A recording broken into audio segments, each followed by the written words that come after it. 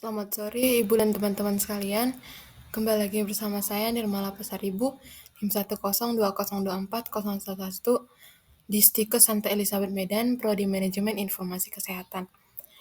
Pada kesempatan kali ini saya akan membahas menyusun tahapan strategis jangka 3-5 tahun. Prinsip perencanaan strategis dalam manajemen unit kerja RMIK. Perencanaan disebut juga proses memilih tindakan terbaik untuk mencapai tujuan. Serangkaian keputusan manajemen puncak yang diimplementasikan di seluruh organisasi, dan juga penyusunan prioritas sesuai sumber daya dan tujuan jangka panjang. Tantangan dan peluang dalam pengelolaan unit rekam medis, perbedaan kematangan digital antar fasilitas kesehatan, banyak proyek digitalisasi gagal memenuhi ekspektasi, lalu kendalanya keterlambatan penerapan rekam medis elektronik, keamanan data, serta biaya tinggi. Contohnya, gangguan jaringan pendaftaran menghambat pelayanan pasien.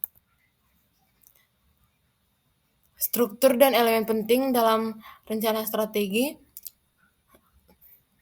Analisis strategi dengan beberapa matriks.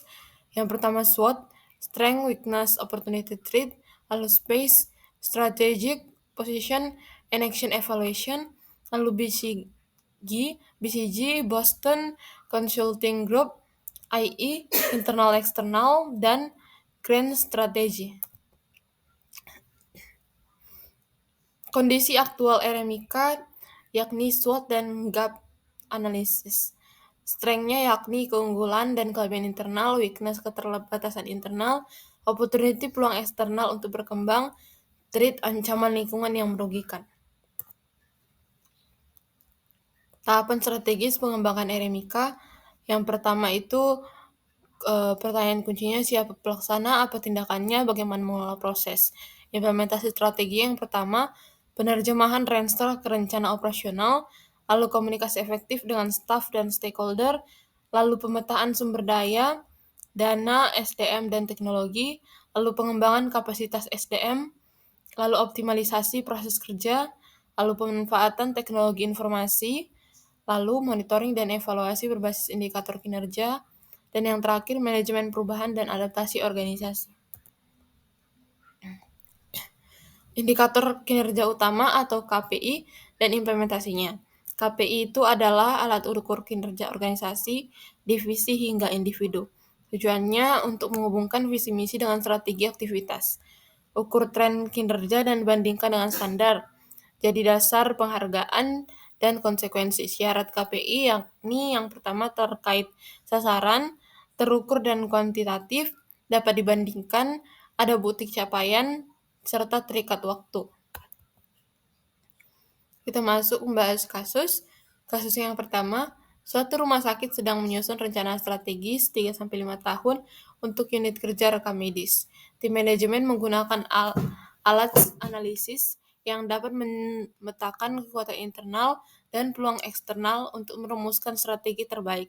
Alat analisis yang tepat adalah matriks SWOT, karena SWOT digunakan untuk menganalisis kekuatan, kelemahan, peluang, dan ancaman.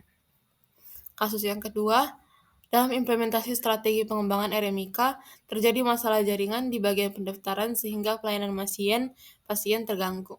Kondisi ini merupakan contoh threat, karena masalah jaringan pendaftaran itu bukan keunggulan, bukan kelemahan, bukan juga peluang, melainkan ancaman. Lalu kasus yang terakhir, manajemen RMIK ingin memastikan strategi yang telah disusun berjalan efektif. Mereka menetapkan ukuran kinerja yang terukur dapat dibandingkan terkait tujuan, berbasis bukti, dan terikat waktu. Instrumen yang digunakan adalah KPI, karena KPI itu adalah instrumen untuk mengukur, mengendalikan, dan mengevaluasi kinerja organisasi secara terukur. Baik, sekian yang bisa saya jelaskan pada kesempatan kali ini. Terima kasih sudah menonton sampai akhir.